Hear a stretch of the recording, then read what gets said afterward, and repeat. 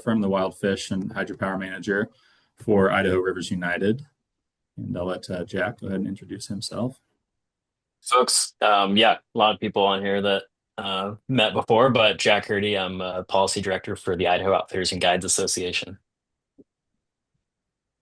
Great. And let's see if I can go to speaker view, maybe more of a webinar feel. So yeah, thanks all for coming. Just to kind of go through the run of show tonight, I'll start off with a bit of a preamble, kind of introducing the wider context around what we're talking about tonight and around the lower four Snake River dams, before really breaking down the report titled Economic Implications of Lower Snake River Dam Removal. So IRU commissioned an independent nonprofit research group called Headwaters Economics to create this report and really utilize their expertise as economists to examine dam removal on the Lower Snake in hopefully a new and a novel way. So I will kind of break down that report, and then Jack will touch on the value of salmon fishing and outdoor rec along the Lower Snake, as well as moving upstream into Idaho. So with that, I think I'll launch in here. And, I'm fortunate enough to have grown up in Idaho and continue to call this place home. It's left a mark on me and shaped me into the person I am today. My love of wild places and nature's abundance deepens my connections to this unique place. And, I have a strong desire to see our resources protected and restored and our communities here stable and thriving. I think it's fair to say that the 140-mile long waterway on the Lower Snake plays an outsized role across the entire region. It's many things at once, and it's some things no longer. It is Marine Highway M84 with 4 locks and dams offering grain growers on the Palouse a barged mode of transit to market. These same dams generate hydropower using run-of-river, but do not store it in reservoirs. It is part of a wider hydro system and transit network that has shaped the Northwest into what it is today. And I appreciate what dams and the building of dams means to people in the region. And I see that hydropower has provided a stable, affordable energy foundation that the region has grown from. The building of dams across the Columbia Basin were these big public works projects that people really took pride in being part of and still take pride in being part of that legacy that utilizes their services today. But these dams on the Lower Snake are not the dams of Hell's Canyon, and they're not Grand Coulee. They're small players in the regional energy picture. And additionally, with the right investments and assurances of price controls for growers in the region, this stretch of Marine Highway 84 can shift off the waterway and onto rail and truck transportation in a pretty straightforward fashion. And I do say waterway because it's really not a river, not anymore. Salmon and steelhead still migrate through, but the string of slack water from Lewiston to the ocean has proven too much a burden for populations of Snake River salmon and steelhead. So I see a hole in central Idaho's vast wilderness where there could still be an incredible yearly abundance of fish. I come to this conversation surrounding the lower four viewed through the lens of dams as a bottleneck in salmon survival and as a roadblock to salmon and steelhead filling our public lands and the salmon, the Clearwater, the Grand Ronde country in a meaningful way again. Upstream river communities like Riggins or Chalice or Salmon feel that hole through the economic uncertainty and stagnation tied to a diminishing degraded resource, which is really what Snake River salmon and steelhead runs are these days. That same uncertainty and stagnation is present in the economic picture of the Lewis-Clark Valley, and it impacts across the community whether you care about salmon or not. In this case, the lower four are aging assets that are a bottleneck not only to the recovery of fish, but also to a community realizing its full potential. And the vision I see for the region is one in which we have more fish, more energy generation, more infrastructure to maintain this region's exports to the world, and more of a river. However, getting from point A to point B will require some heavy lifting, particularly in getting our business community and elected leaders to share the vision and see the opportunity tied to dam removal. It sounds backwards, but dam removal is also a construction job. It's rebuilding a river. An example of that recently was this engineering and construction firm from Boise, McMillan. They just received a national award from the American Council of Engineering Companies for their role in the Klamath River Renewal Project. They reopened 400 miles of historic salmon habitat and restored and reconnected the functions of a natural river spanning Oregon and California. So removing the lower four means construction jobs like this, combined with the replacement service work in building and connecting energy generating projects and updating rail line infrastructure. In general, I think too often groups like mine come and talk about only what we care about, which is centered on the benefits of salmon recovery and river restoration for their own inherent value. But to the average person, these things can feel hard to imagine and far away in the future. But the opportunities surrounding dam removal for local communities is something we don't consider enough. Dam removal and investment in replacement of services could really reshape the economy of the Lewis-Clark Valley. And those opportunities tied to dam removal and energy and infrastructure transitions can only be shaped by leadership from local communities. If carried out correctly, the transition away from the lower four has the potential to drive local economic development, while at the same time building a platform for rebuilt salmon populations and healthy rivers to support a new recreation economy on a massive scale. So with that, I think I'll go ahead and launch into a breakdown of this economic report. And as I mentioned, it was commissioned by IRU and conducted by Headwaters Economics. And IRU saw a need for a reputable economic group to analyze the impacts of dam removal at a local level. And we see this as a resource, this report, for folks to use in the wider context of talking about the cost of the current system and also talking about how we might replace those services. So next slide, please. The report, used economic data at a county level from Nez Perce County in Idaho and Soton County in Washington, and examined what Lewiston Clarkston can expect in the event that the lower four are removed. As I kind of mentioned earlier, there have been plenty of efforts in recent years to examine the impacts of dam removal on a regional or a national scale, but the local economic implications on adjacent communities have not been looked into as thoroughly. Next slide, please. So here's a map for a setting. You can see the lower four Snake River dams there in eastern Washington within the wider context of the Columbia Basin. And on the right there, you can see the two counties of focus within the wider context of eastern Washington and northern Idaho. Next slide, please. So let's start with the foundation of the economy in those counties today. Since 2001, the broader eastern Washington and northern Idaho region, which is in light blue here, has seen more growth in economic indicators like population, employment, per capita income, and a bigger reduction in poverty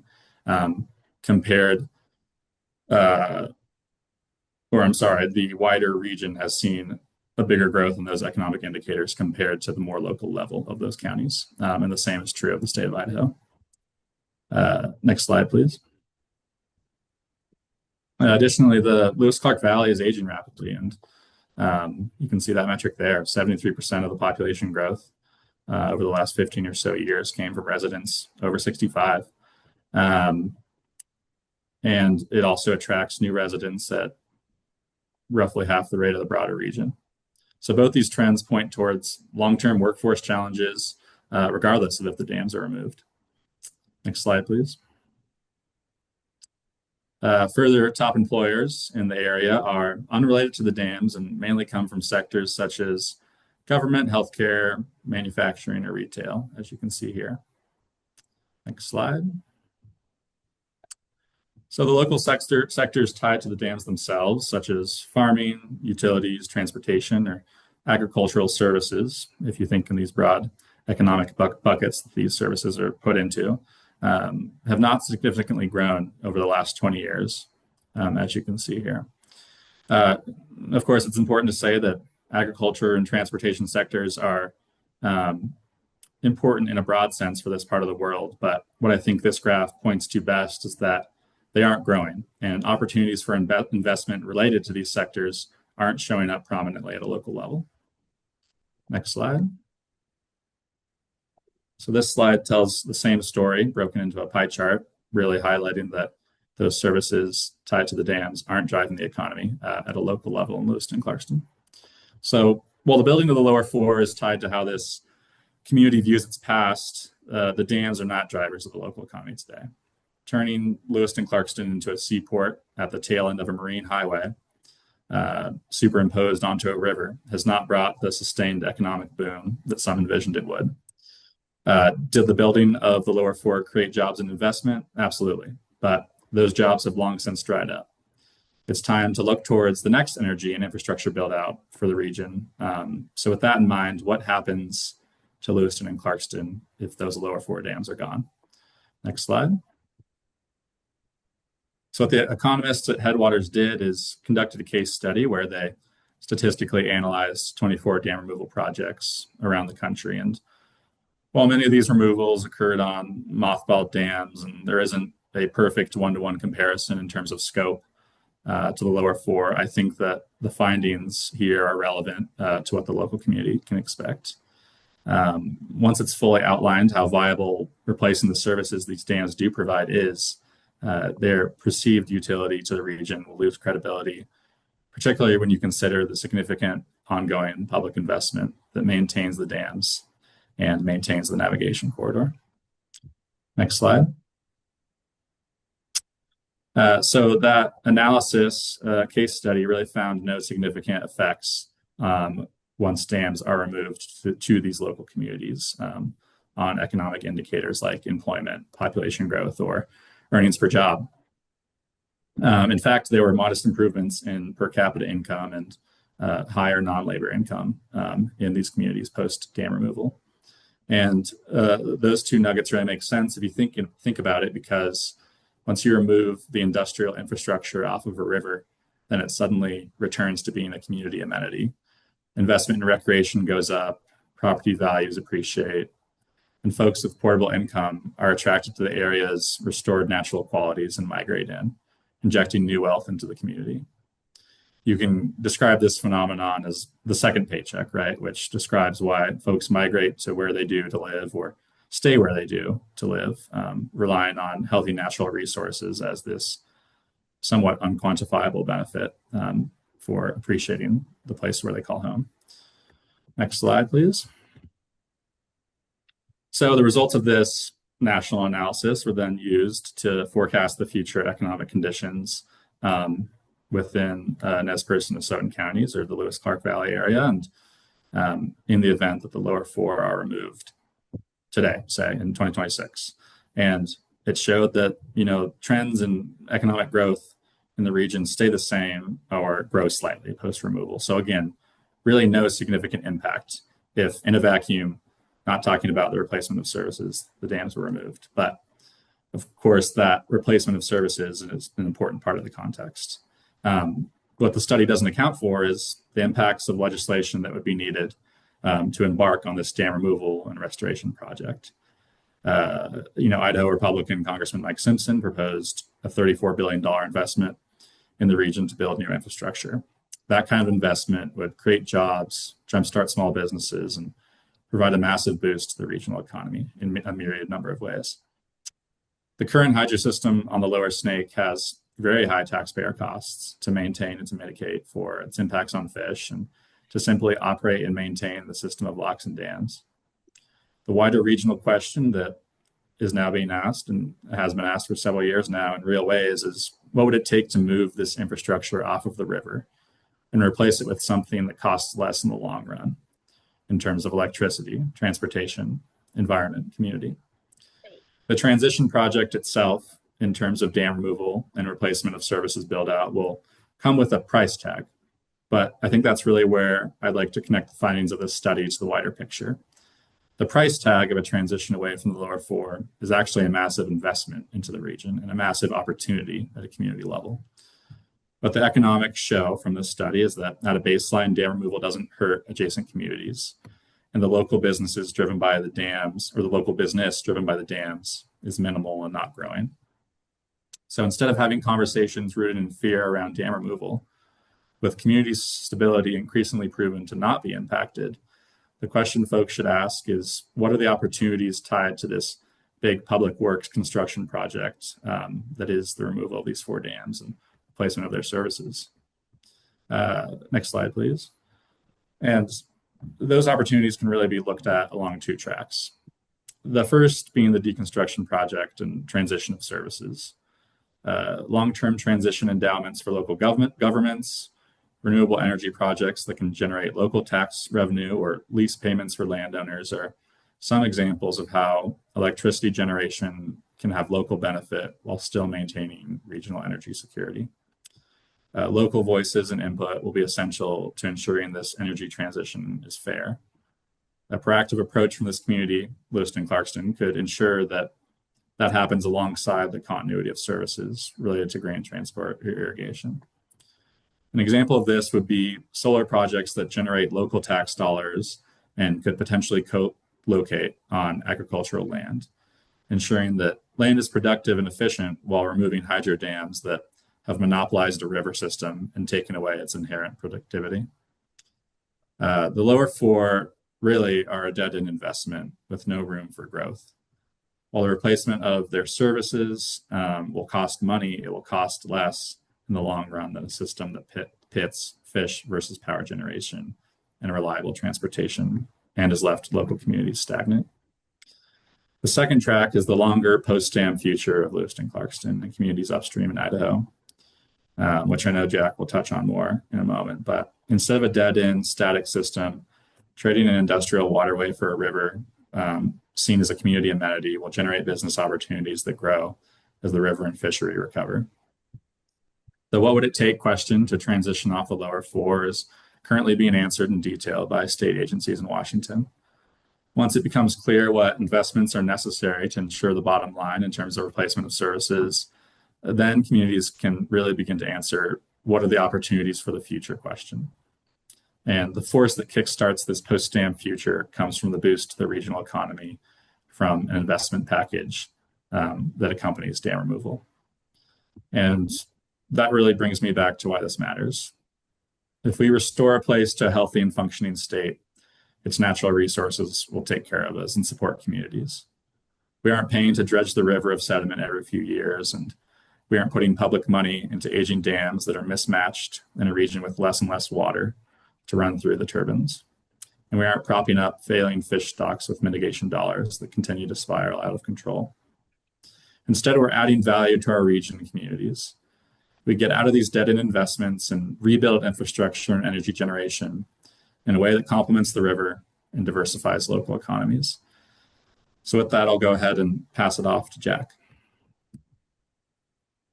Yeah, thanks, Stephen. You can go ahead and go one more slide. Um, yeah, I think that's a really good conversation to get started, and talking about the replacement services is so important. The thing I want to talk about, though, is the value of the river itself as an economic resource. And to do that, let's talk a little bit of context. The outdoor rec economy is a really quickly growing sector, especially in the Pacific Northwest. So in Idaho, outdoor recreation is about $4.5 billion a year. That's the number two industry in the state, second only to agriculture. In the state of Washington, it's $23.5 billion a year, which is number four in the state. And the outdoor rec industry is post-COVID is exploding. It's growing really quickly, especially in Idaho and Eastern Washington and these rural areas. It's a driver of the economy in towns like Riggins, and it could be a driver of the economy in places like Lewiston, Clarkston. Beyond the economics, it's a major part of our quality of life. It's how places attract young people, attract educated workers, and I think it could be, a salve to that slow population growth that we saw earlier. Nationally, the outdoor rec economy is generating $1.2 trillion. And then if you look at this table on the right here, kind of breaks down categories and the jobs that they produce. That's just in the state of Idaho. Tourism and visitors is producing about 76,000 jobs. So again, second only to agriculture. Go ahead, next slide. Just talking about sport fishing, and this is from the American Sport Fishing Association. Out, pretty big economic contribution there in Washington. We're looking at about $3 billion a year. In Idaho, we're looking at about $1 billion a year. So a little over 4 billion combined, with hundreds of millions of dollars of state and local taxes. And if you talk to any rural counties recently, like they are dying for tax revenue. Yeah, next slide. All right. When we look upstream of the dams in particular, Now, the one thing we talk about with economic contribution is the salmon. So salmon and steelhead outfitters in the state of Idaho are generating somewhere around $200 million a year in economic benefits. Um, and that's in really small towns. That's not in, Boise, where a couple $100 million is maybe a drop in the bucket. That's everything to these guys. Um, when the fish go away, we can look at the Clearwater in 2019. The region, which is primarily Clearwater County, lost $34 million, which is huge. Every salmon that comes upstream, that's money in the pockets of local guides and outfitters who then turn around and spend that money at the grocery store, at the gas station. Guests are staying at the hotel rooms, they're buying tackle in town. That money really flows throughout the rest of the community. So, we're trying to prevent this money from going away, but I also want to talk about the future of abundance and what that could look like if we're able to bring those salmon back into their historical levels. All right, next. This is a quote that I love. This is from Roy Akins, who's a city councilman in Riggins. Many of you probably know Roy. But he told me if the fish came back, we'd all be towing solid gold drift boats with our Cadillacs. Um, like I mentioned, in Riggins, salmon and steelhead fishing, that represents about a quarter of their yearly income for the community. It's pretty hard to overstate the economic opportunity that recovering Snake River salmon and steelhead represents. You look at pictures of people fishing up in Alaska. Um, you know, they're wading over the backs of salmon, spending thousands of dollars to stay in lodges there and to hire guides in there. I'd like to imagine people booking trips to fish in Idaho and to fish in the lower Snake the way that they book to fish in Alaska. And that's the kind of abundance that I really think is possible if we do what's right for these fish. Healthy salmon runs, it's not just about the environment, it's bringing millions of dollars in economic growth up and down the entire Snake River Basin. On the flip side, and some of my environmentalist friends may not like me saying this, but if you're working in a resource-based industry in Idaho or in Washington, like mining, or timber, recovering salmon, getting them off the endangered species list just made your life a whole lot easier. So you don't have to worry about lawsuits, Section 7 consultations, and all the other red tape. Kind of a side economic benefit that we don't talk about very much, but it's very real for those folks. All right. Transitioning to looking downstream. Um, Something we don't talk about as much either is the 140 miles of free-flowing Lower Snake River as an outdoor recreation asset, right? It's not just about salmon. It's not just about fishing. It's about whitewater rafting, jet boating, chukar hunting, all the opportunities that are down there. I mean, you can go down there in a jet boat right now, or even just a regular motorboat on the flat water, but nothing is quite like a free-flowing river. It would be Washington's only overnight river trip. Idaho's chock full of overnight river trips. It's kind of the mainstay of our outfitting and guiding economy here. Washington doesn't have one. 63 Rapids, class 2 and 3, that sells really well. People love class 2 and 3 Rapids. Class 4 gets a little more intimidating. Beyond that, you got year-round access. That corridor stays open. It's warmer than, the Salmon River or the Clearwater that get too cold or ice over. People just don't want to go. Um, Even the Army Corps of Engineers in 2020, when they were doing the EIS, they found that, losses in reservoir recreation would be offset and probably even have a net benefit or net gain in free-flowing river recreation, given, the proper infrastructure and all that.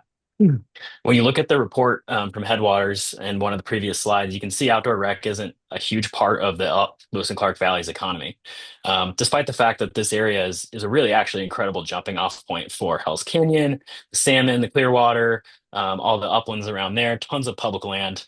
I like to think that this new resource, 140 miles of free flowing Snake River, could really help kickstart that part of the economy and bring in those jobs and that spending to Lewiston and Clarkston. All right, next slide, Nick. So we go through the report, and if you go to the end, they name a bunch of examples where they're drawing their data from, right? So I'm just going to go through a few of these right now. So that first one right there, that's the White Salmon River. So the Condit Dam was removed. That's in Washington. That area now features world-class whitewater. It's heavily used by paddlers. There's rafting. It's home to a, excuse me, growing outdoor rec economy that is alongside traditional industry. And I had a friend actually just the other day drive to White Salmon to buy his new kayak because the whitewater industry there is so strong. Next one. That's in Maine. Kind of looks like Alaska, but that's actually Maine. That's on the Penobscot. There were hydroelectric dams upstream of Bangor, Maine, removed to restore fish passage and kind of the ecosystem there. But now that free-flowing river hosts national boating events, races, regatta. If you look at the study, local income is up 9%. Next one. All right, folks are probably familiar with this one. This is the Elwha Dam in Western Washington. This was removed to protect the fish runs, bring back salmon and steelhead. There's all sorts of recreational and commercial fishing that came out of that. Increased jobs in tourism. You can see people are kayaking on the Elwha. I think that's actually at the dam removal site right there. And then huge cultural benefits for the tribes in that area. All right, one more. All right, finally, we have the Klamath.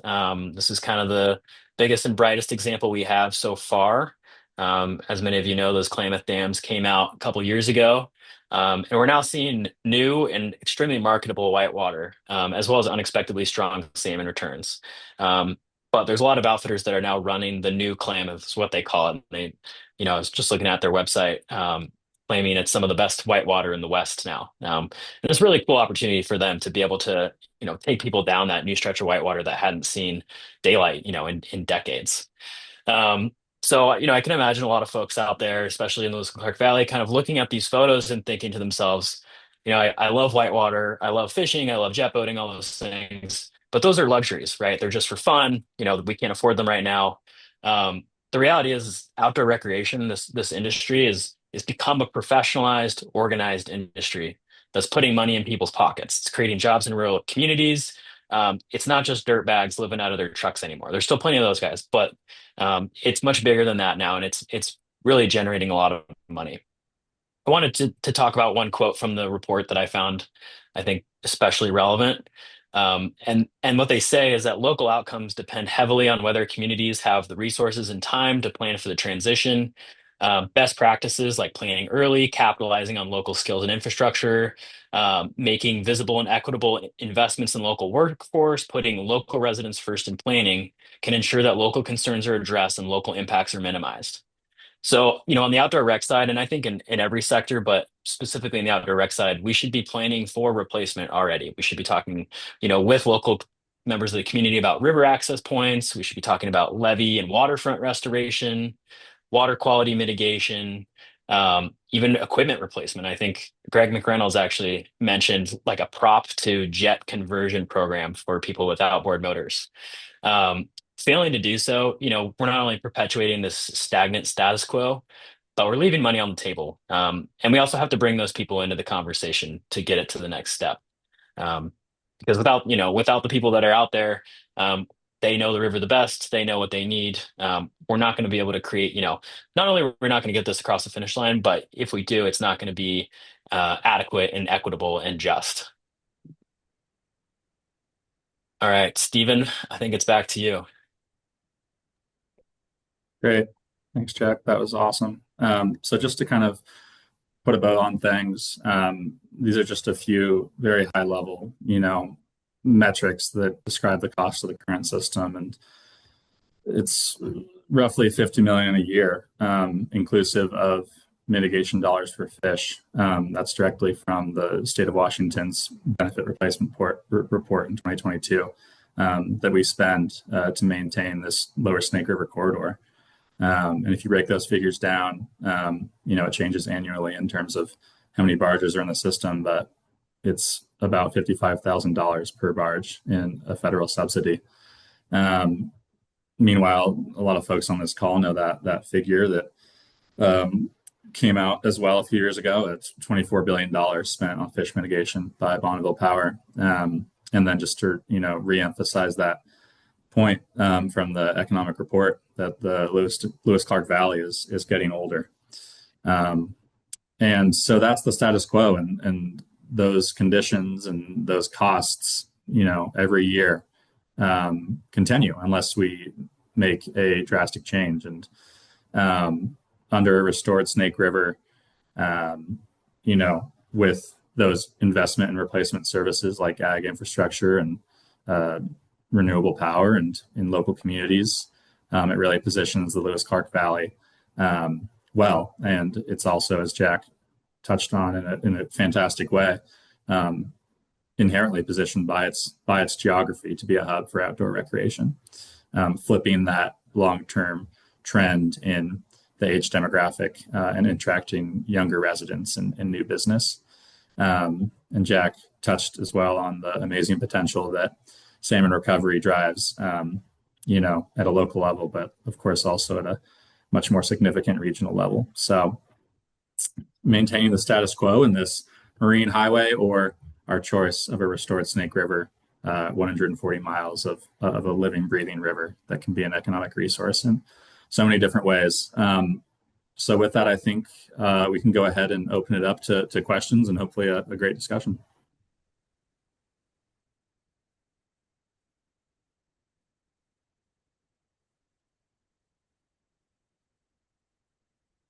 I'm sure we have a few ringers in the audience. Oh, Kathleen, yeah, go ahead.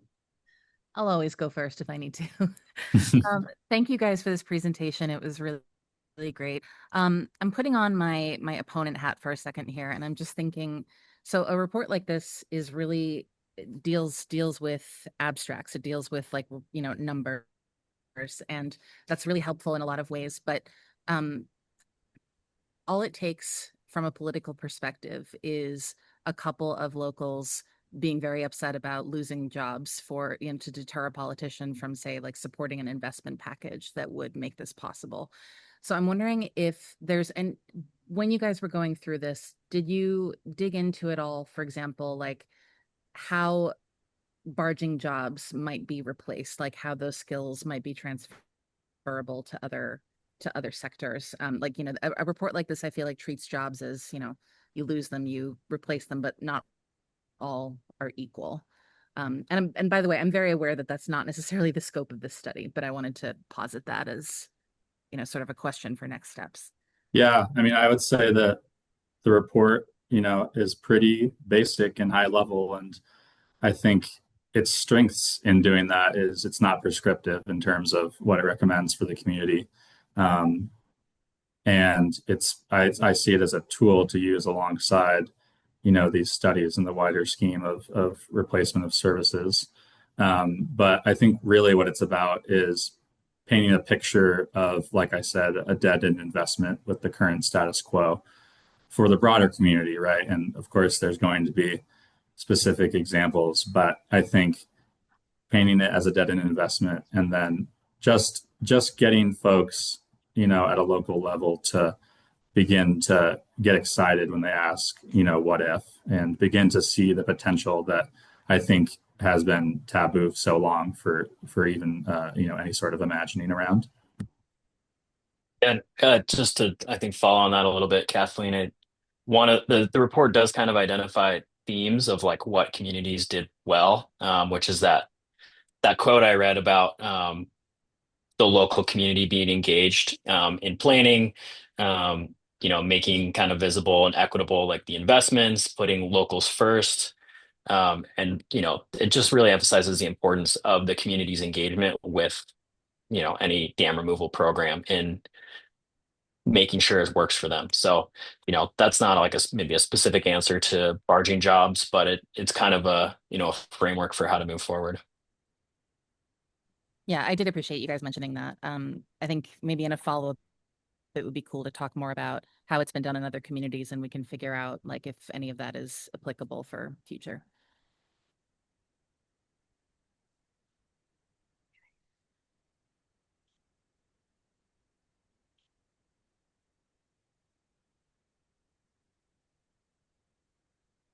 Go ahead, Rachel. Hi, you guys. Thank you so much. I am just wondering if you can speak a little bit about sort of like what your next steps look like for this report, and want you to know that I appreciate your presentation tonight and just am excited to see where else it goes. Thanks. Yeah. Yeah, this is very locally targeted. And so we plan to head up to that region and do some presentations in Lewiston and Clarkston later this summer. And really, like, I think the way that I approach it, as you hopefully got from what I spoke on, is not approaching it from the lens of salmon recovery and trying to engage an average person in Lewiston or Clarkston that doesn't have that background. on the issue like we all do. So yeah, we're excited to shop it around the community and make a few trips up there over the next few months. Yes, Eric, go ahead. Yeah, thanks, fellas. Great presentation. Just one question, and this is specific to section 2 in the report. There's a statement in there in the opening paragraph that says, since 2001, Lewiston and Clarkston have experienced greater prosperity and an improved economic outlook as measured by growth in population, employment, and income, lower poverty rates, and increased economic diversification. I read that and then I go into the report and I'm a little bit confused of the context that this is presented in when I see that, understanding that Lewiston and Clarkston are the population centers of those two counties. So yeah, I just clarification at all, Stephen. I don't, that statement seems out of place. Based on the context of the wider report. Yeah, that, you're presenting it as though it has fallen behind, but then, in that opening statement, it says it has actually experienced greater prosperity. Sure. No, I think it's super important to just emphasize in the context of the wider region, North Idaho and Eastern Washington, and the state of Idaho. And I think relative to that, that is where you can paint the picture of it lagging behind those other regions. That's at least my take on it.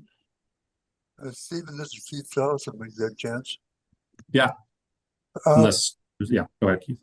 Yeah, I'm a 45-year resident. Am I coming through messed up here? Yeah, I can hear you. I'm a 45-year resident of the valley. I think the report might concentrate too much on the economics of the two counties and not consider Whitman County in Washington and Latah, Clearwater, Idaho, and Lewiston, Idaho. Because Lewiston Clarkston is the center for that whole area for many things. The other thing is a major economic impact is not necessarily to this valley, but there are now 24,000 visitors coming on these very expensive tour boats every year. And that needs to be looked at to examine what economic impact that has, and because that will be eliminated. Yeah, that's funny that you mentioned that. I was chatting with Lynn Lahi earlier today, and I might get the statistics wrong, but I think it was something like $2 million that was quoted in that Washington State study for the impact of cruises. And then Lynn brought up, Jack would know it better than me, but that quantification of the value of just steelhead in North Idaho was what, 8 million a month. So I think, again, and that could be off a little bit, but just the context of essentially just a drop in the bucket in terms of the potential.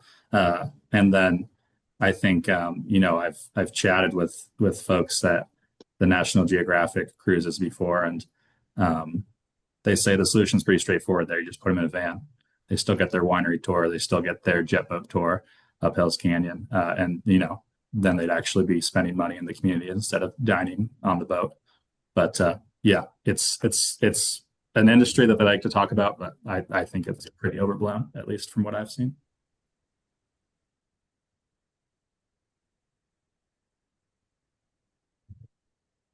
Any more questions from folks? Got a question in the chat from Paul about changes to employment for the Army Corps and how reservoir, I guess, post-reservoir land could be distributed to different management authorities. And I can try and answer that, Paul. I think it's really contingent on how, a program like that is done. I do think the Army Corps, if I remember right, the Army Corps of Engineers is actually one of the biggest providers of like recreational access in the country, at least as far as federal agencies go. So I could envision a future in which, the Army Corps retains management authority over that land and just focuses more on recreation than it does on, currently. But happy to be corrected on that. And Stephen, if you have an alternative vision, love to hear it. Yeah, I'd have to look into that more. I don't think I have a great answer for that right now. Let's see. We have Abby Sachs as well in the chat. She is curious about the lack of inclusion of Whitman County, as that is where many of the farmers that barge are. Is there any research looking into the economics of dam removal in that area specifically, or plans to look into that? Or do you think that those predictions of Nez Perce and Nez counties could be applied there as well? Yeah, that's a great question. And sorry, Keith, if I didn't touch on that first part of your point as well.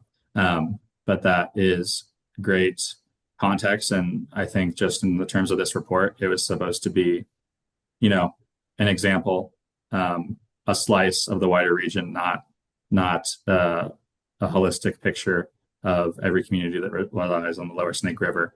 But point taken in terms of Whitman County maybe also being a connected to that Lewiston-Clarkston hub. But yeah, I think hopefully it's just an example of what other communities along that stretch can start to picture as well. That makes sense. Thank you. Yeah.